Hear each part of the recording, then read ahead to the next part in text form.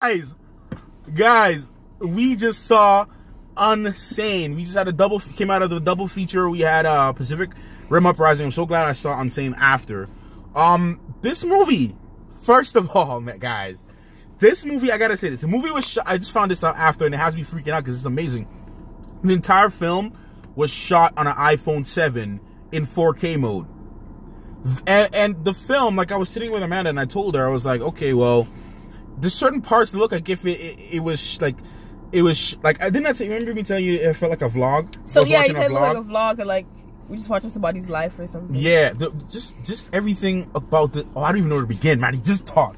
You talk. I don't even know where to begin. Hold on, wait. You want to just discuss the plot just a little bit with people who don't know? Yeah, because I surprisingly saw that on YouTube. I told she brought it up to me. I was like, "What the heck is this?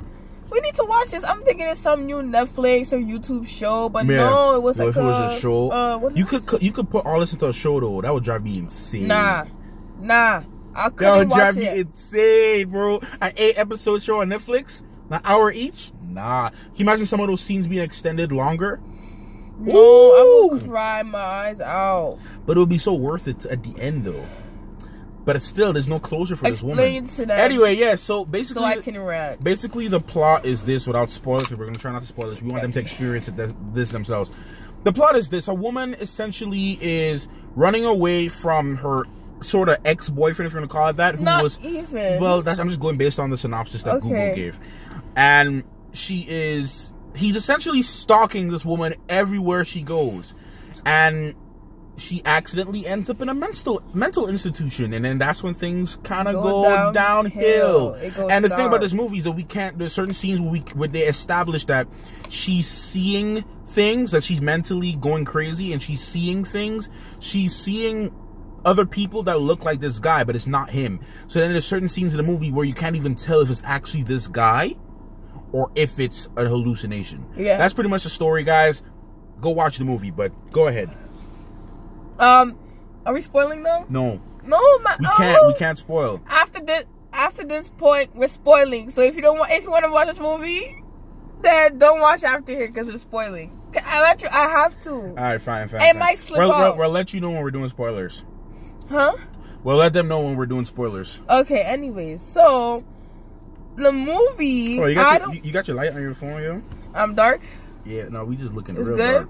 You got your light on your phone? Where your phone? My phone is right there. Oh, bring the light up. We should be doing this all the time. We should do it for Pacific Rim. Yeah, guys.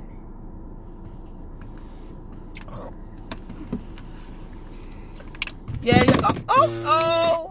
Yeah, y'all. I personally don't. I feel like we're in a back. Oh, I feel like we're actually recording something. Okay. I personally don't like horror movies or horror films. It was the only movie I accepted, but this movie. That's not the only movie I accepted. That's horror. Yeah, I know. You saw Ghetto is horror. I know. It is horror. Okay. This movie, like Matthew said, this movie. Oh, don't it? Oh. See, this is okay. The reason why I don't watch these movies because my imagination, I just be thinking stuff like, oh no, like it's just creepy to me. But Matthew explained to me that this movie is a psychological thriller, and it is like their body language, how they acted, how the people were speaking. It just like made me terrified. Like this is what I'm closest to the end of the movie. I was like, nah, I'm done. I'm done. It's a horror film without. That's what I love psychological thrillers because like, if you get easily like suspicious or suspicious of things. Superstitious? Not superstitious, suspicious. Then like it's kind of late.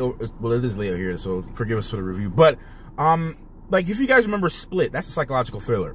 You have Get Out, that's also a psychological thriller. And then now you have this is another psychological thriller. This scared me more than Get Out.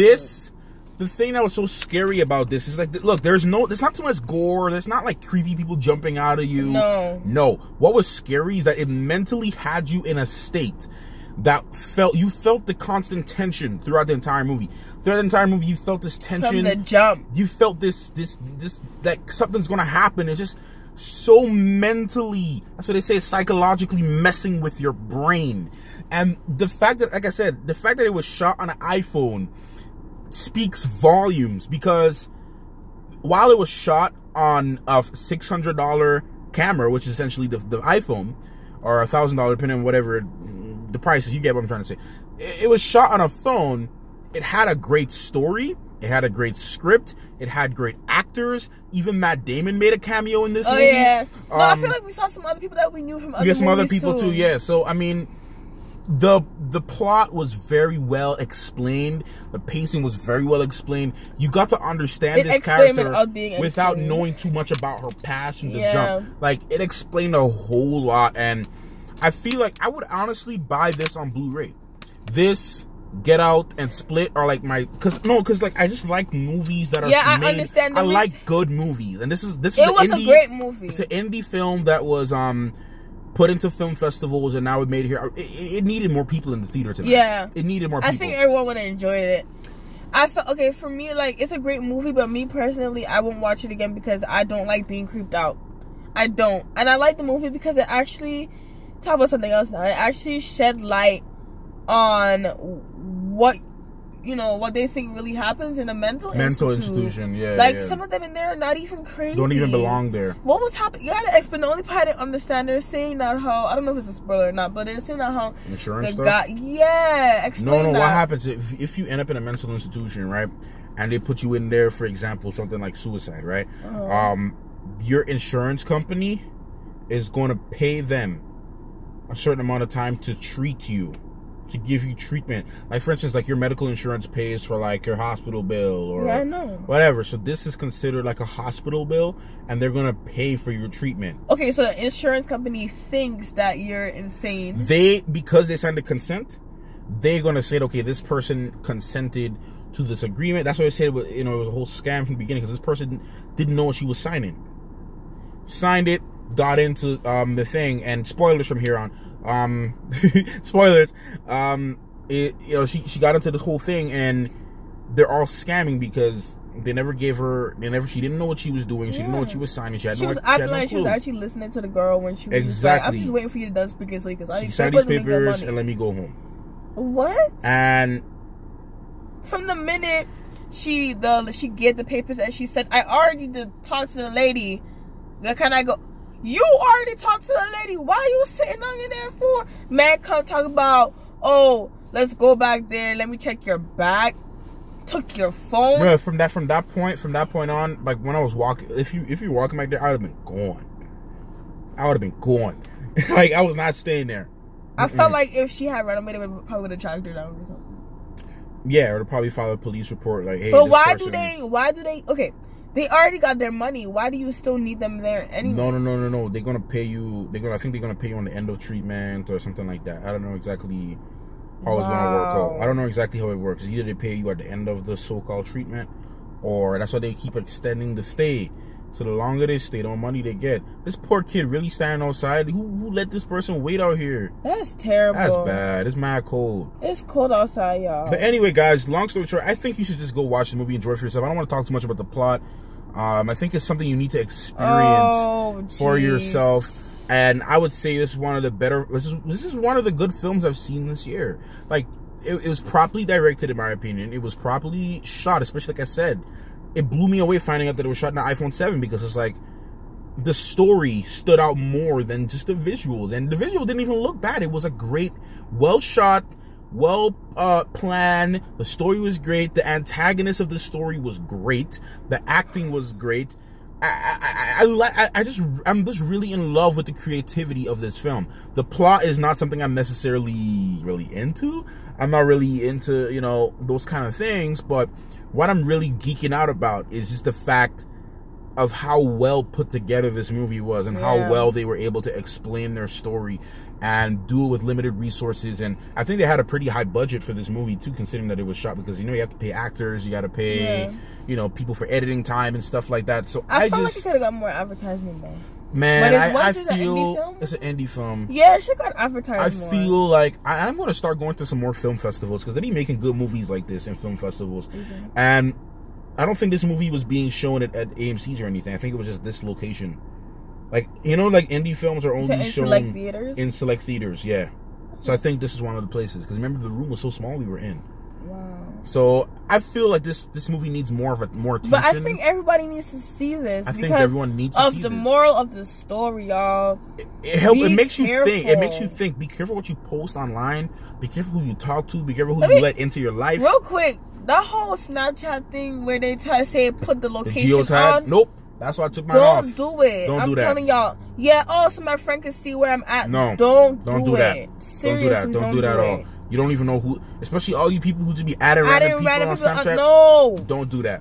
Stop doing that stuff. Stop showing everywhere you go and stop doing it. Seriously. Yeah. If you posting pictures and stuff, you don't need to tag exactly where I am at here. Yeah, don't make patterns for yourself. Like they even tell you that when you vlogging, like don't vlog exactly where a lot of you are. vloggers, they be like, I'm not gonna show you in front of my house. Like no. Be smart. You can vlog, but be smart. If you go on vacation and you go into Bali or something like that, and you don't live in Bali, yeah, man, show the location. That's how you post the vlog. And that's what they say you post. And that's what they always say: post the vlog after you left where you were.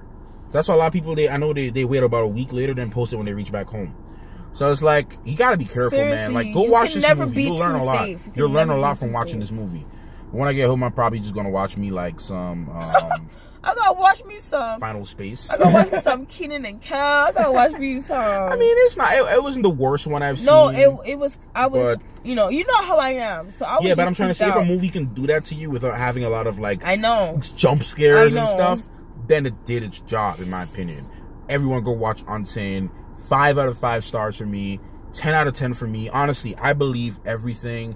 The acting too, I just feel like it wasn't like the most like no. The main girl, she did a great job. Oh wow! And the movie left you. Oh wow, he was the best. He was the best. Honestly, he was the best. I think he's a great antagonist, man. If you can do that for an antagonist, oh man, like the ending just of talking about him and explaining about him made you scared. Oh my gosh. The way how this film ended... bro, somebody come get your child. Right? The way how this film ended has you leaving like, wait a minute, like, this girl still doesn't have her issues solved, or did she really take care of her issues? Literally, she's alone. She's alone. I would be afraid because you're in your house by yourself. Why is she still in that state? I'm saying, why was she still in that state? Right?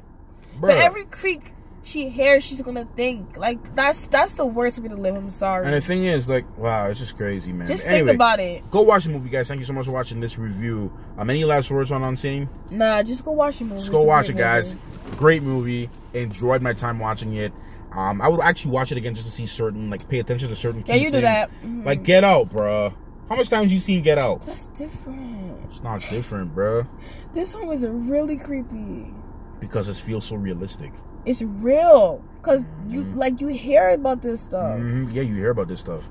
You hear about it. Anyway, guys, that's it for this video. Thank you so much for watching. Peace.